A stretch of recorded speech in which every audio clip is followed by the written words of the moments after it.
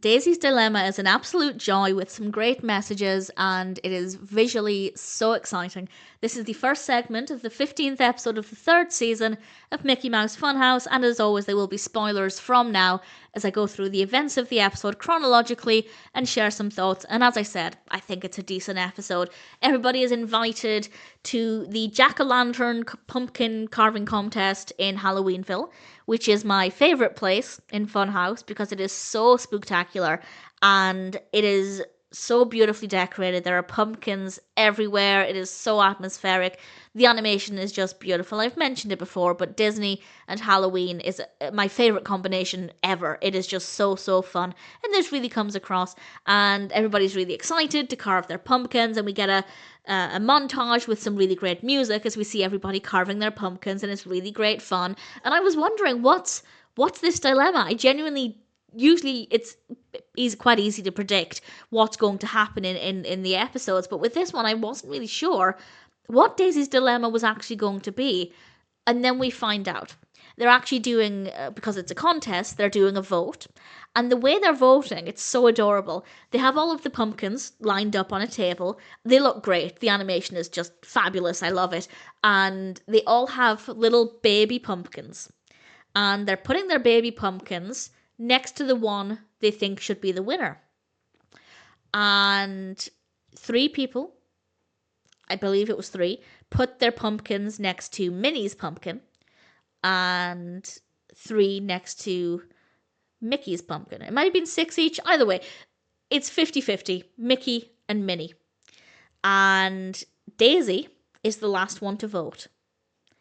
And she can cast the deciding vote. I have just realised she could have just voted for a different pumpkin. I don't know what would have happened then if we had a tie break. I feel like just to get rid of the responsibility, I would have been tempted to vote for somebody else's pumpkin rather than being the tiebreaker. I don't know what would have happened then. But Daisy obviously feels the pressure that she has to vote for either Mickey or Minnie because she has to pick the winner, because somebody has to win, and she panics. And what happens next is very, very unpredictable. She kind of flees off to the side, and while she's there, she bumps into a magician. And the magician turns Daisy into a bat. I hadn't expected that.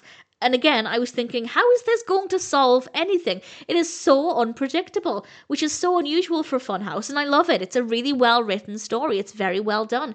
And Daisy, as an adorable little bat, she looks so cute, she flies off and ends up accidentally inside one of the pumpkins.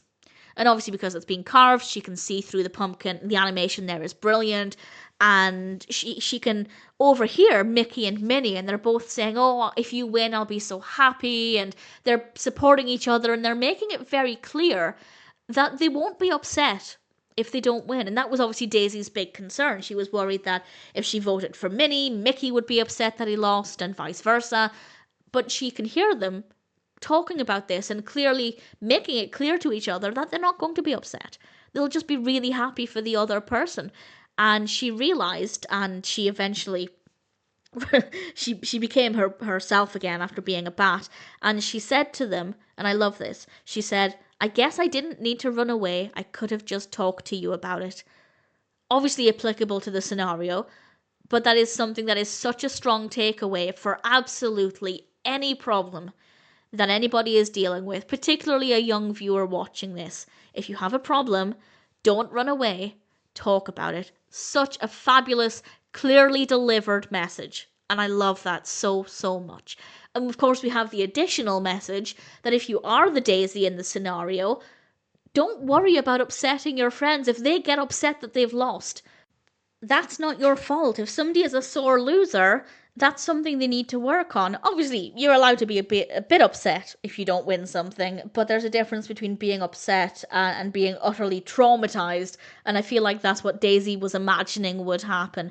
And speaking as somebody who, as a child, didn't like playing games if I wasn't winning or doing well, basically if it was a game I wasn't good at, such as Pictionary or charades, I don't enjoy it. But at the same time, I wouldn't say I was a sore loser, but nobody else was responsible for how I felt in that moment. And that is exactly the case for Daisy. If Minnie or Mickey were distraught that they didn't win, that's not Daisy's responsibility. She's not responsible for how they respond or how they feel. And I think it did a great job of really delivering that message while also being visually so stunning and just an absolute joy and very, very unpredictable as well. And of course, she does pick a winner. And Minnie wins, and everybody is happy. And there we have a display of how to support somebody when they win, how to be there for them, and not focus on the fact that you've lost, but focus on somebody you care about winning. And I think that they really showed that as well. So, needless to say, Daisy's Dilemma is a pretty brilliant episode of Mickey Mouse Funhouse. It has a lot to offer. Visually, it is so gorgeous, so fun, a very unpredictable story with several really solid messages. Needless to say, I think it's pretty great.